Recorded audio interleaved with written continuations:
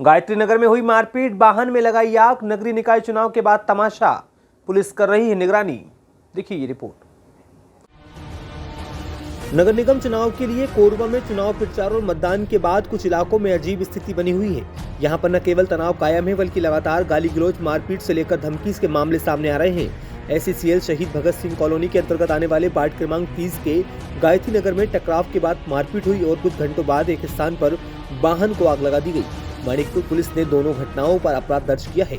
इसके बाद इलाके में फिक्स पॉइंट बनाकर निगरानी की जा रही है। चुनाव के माध्यम से जनता को नए प्रतिनिधि वर्ष 2025 से वर्ष 2029 तक चुनने का मौका मिल रहा है। नगरीय निकाय चुनाव के लिए कोरबा निगम क्षेत्र में 22 जनवरी से नामांकन की प्रक्रिया शुरू हुई है और 28 जनवरी को नाम वापसी के बाद चुनाव प्रचार शुरू हो गया। विभिन्न क्षेत्रों में चुनाव संबंधी कामकाज बेहद सामान्य तरीके से चल रहा, लेकिन कुछ इलाकों में दबाव प्रलोभन के अलावा कई कारण स्थिति तनावपूर्ण रही।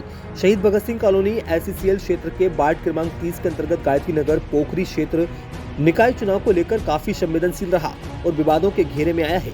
चुनाव प्रचार के अंतर्गत यहां कई बार स्थिति बिगड़ी, वहीं मतदान संपन्न होने के बाद हालात विस्फोटक हो गए। इसे लेकर मानिकपुर चौकी में कई बार लोगों का जमावड़ा लगा। किसी प्रकार हालात का नियंत्रण करने की कोशिश की गई, लेकिन पिछली रात ठंडा राम यादव के द्वारा मानिकपुर चौकी पहुंचकर शिकायत की गई कि सिद्धार्थ यादव और उसके साथियों ने बेमतलब मारपीट की घटना को अंजाम दिया। क्या मामला हुआ था? कल दिनांक को गायत्री नगर निवासी ठंडाराम यादव चौकी आकर के रिपोर्ट दर्ज कराया कि सिद्धार्थ यादव एवं उनके अन्य 3 साथियों के द्वारा फ्लेक्स में उनके बच्चों का नाम लगा है कह करके गंदी गाली गलौज के मारपीट करने का रिपोर्ट पर उनके विरुद्ध मारपीट एवं गाली गलौज की धाराओं के तहत अपराध पंजीबद्ध किया गया है। उसके बाद में कुछ अज्ञात लोगों के द्वारा सिद्धार्थ यादव के घर में जा कर के उनके वाहनों को तोड़फोड़ किए हैं, जिनके अज्ञात लोगों के विरुद्ध में भी आगजनी करने का रिपोर्ट दर्ज किया गया है। अभी विवेचना जारी है।